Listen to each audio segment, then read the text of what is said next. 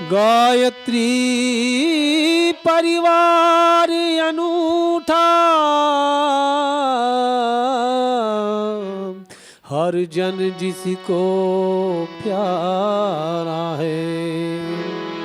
स्नेह डोर में बंधे सभी हैं, सबसे बढ़कर न्यारा है।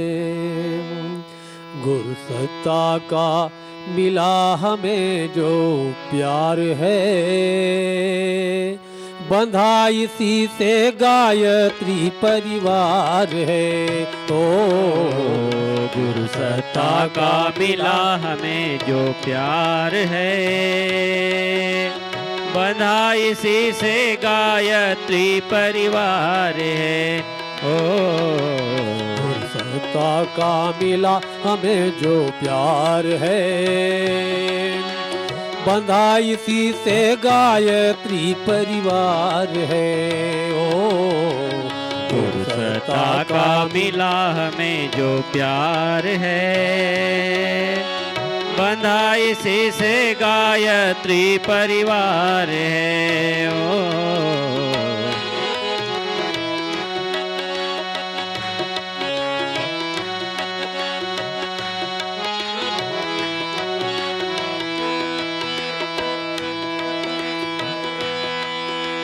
कर्तव्यों का भाव नहीं हम त्यागेंगे, बच्चों जैसे नहीं खिलौने मांगेंगे। कर्तव्यों का भाव नहीं हम त्यागेंगे, बच्चों जैसे नहीं खिलौने मांगेंगे। में से हर परिजन जिम्मेदार है, बंधा इसी से गायत्री परिवार है। ओ हम में से हर परिजन जिम्मेदार है, बंधा इसी से गायत्री परिवार है। ओ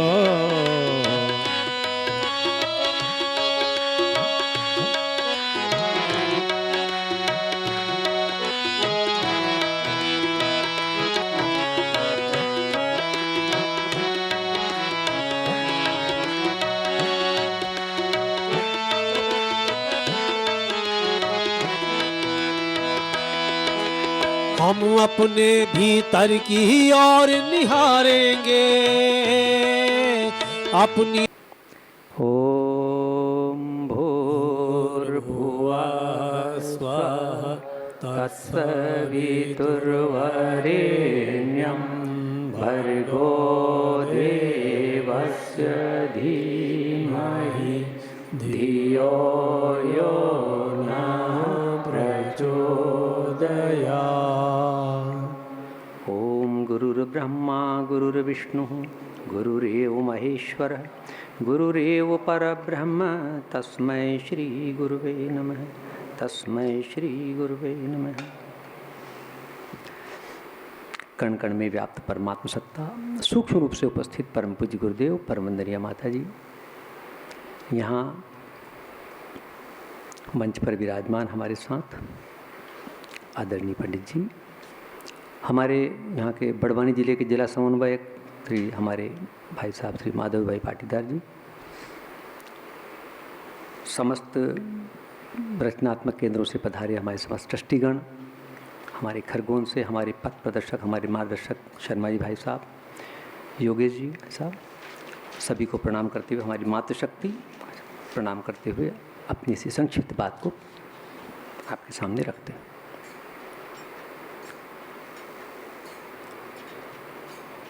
परम पूज्य गुरुदेव का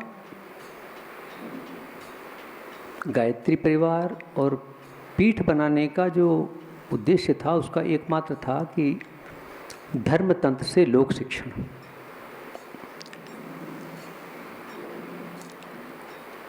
कोई कार्य होते होते किसी अवस्थिति में रूढ़ हो जाता है, अपने मूल अर्थ को खो देता है।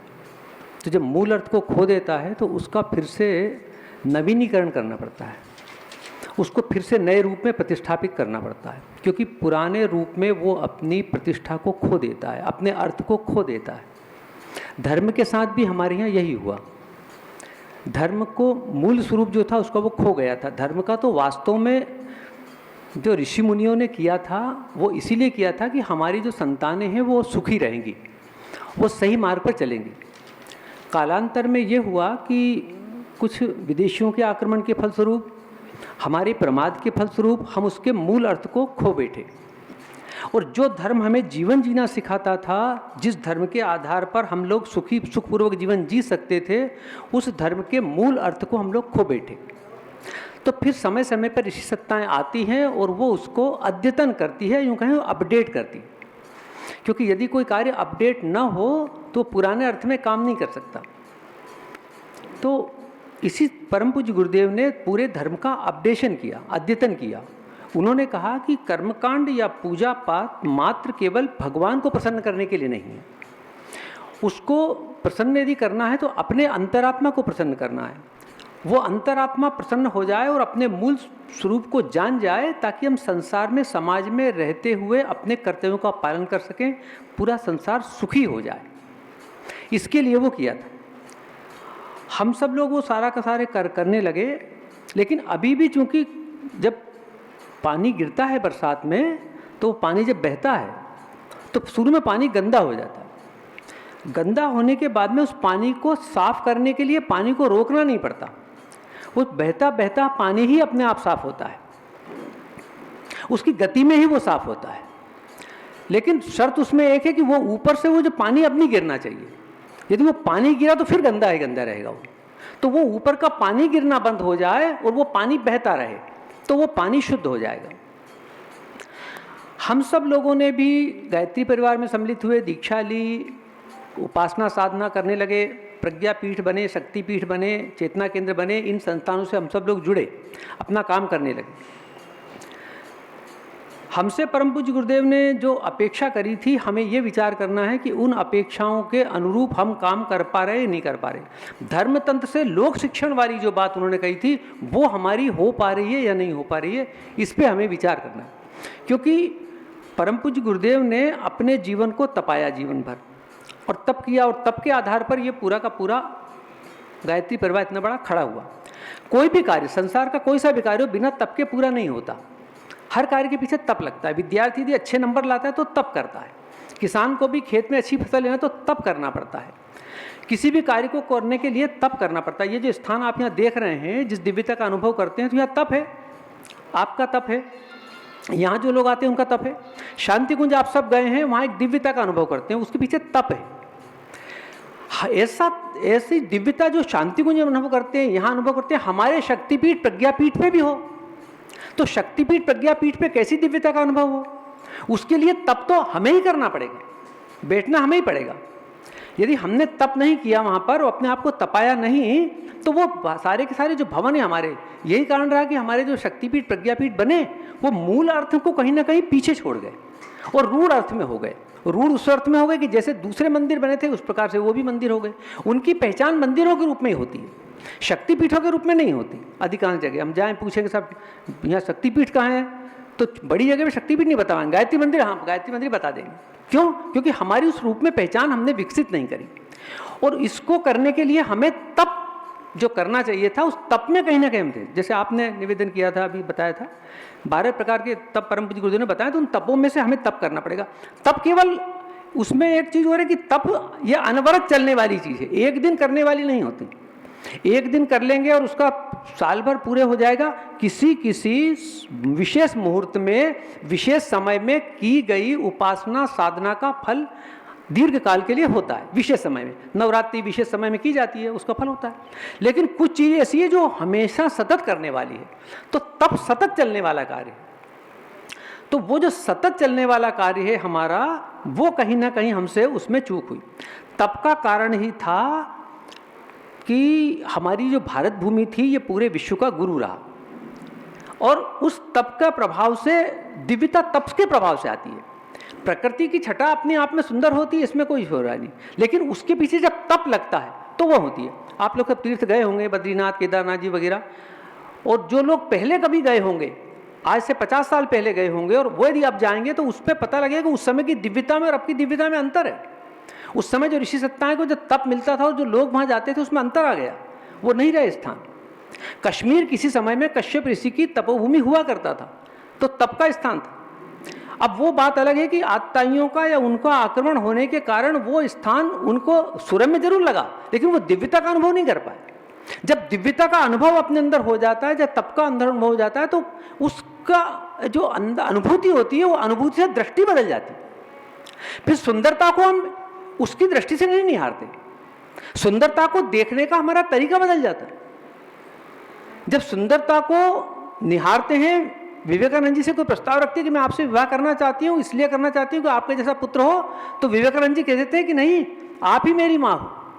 ये दिव्यता का होता है। जब वो आ जाती है अपने अंदर दिव्यता, तप आ जाता है, तो तप के अंदर अपने शत्रु की पत्नी को भी, शत्रु की महिला को भी शिवाजी ये कह देते हैं कि इनको ससम्मान छोड़ के आओ। फिर किसी का सौंदर्य देखकर मन में विकारी भाव नहीं आते, मात्र भाव जागृत होता है। किसी की संपदा को देखकर हड़पने की भावना नहीं आती, फिर यह भावना आती है कि लोक कल्याण में लगना चाहिए। यह तप का प्रभाव होता है। तो वो तप हमारे जीवन में आ जाए, और वो तप हमारे जीवन में आएगा परम पूज्य गुरुदेव के बताए हुए उस मार्ग पर चलकर। उन्होंने छोटे छोटे मार्ग बताए, हमको कठिन मार्ग नहीं बताया।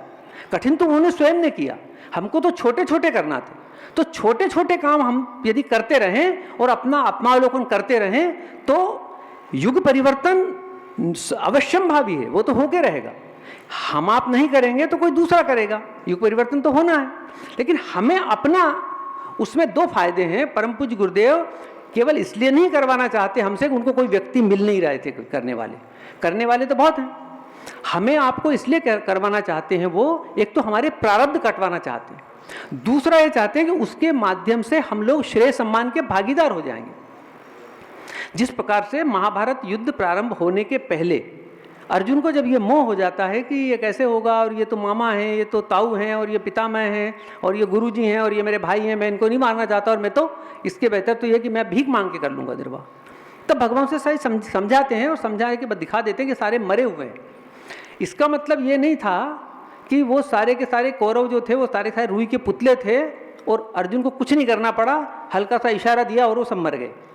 अर्जुन को अपना पूरा पुरुषार्थ लगाना पड़ा, अपने आप को पूरा करना पड़ा, अपने पुत्र का बलिदान देना पड़ा, द्रौपदी को अपने 5 पुत्रों का बलिदान देना पड़ा, तब जाकर के उस युद्ध को जीत पाए थे। निवेदन आपसे ये कर रहे हैं कि अभी तक जो हमने काम किया वो बहुत अच्छा किया, प्रशंसनीय है, लेकिन अभी आगे बहुत लंबा रास्ता तय करना है, हमको बहुत लंबा चलना है अभी। ये इसका जो प्रभाव अभी समाज में नहीं दिख पा रहा हमारा युग निर्माण का।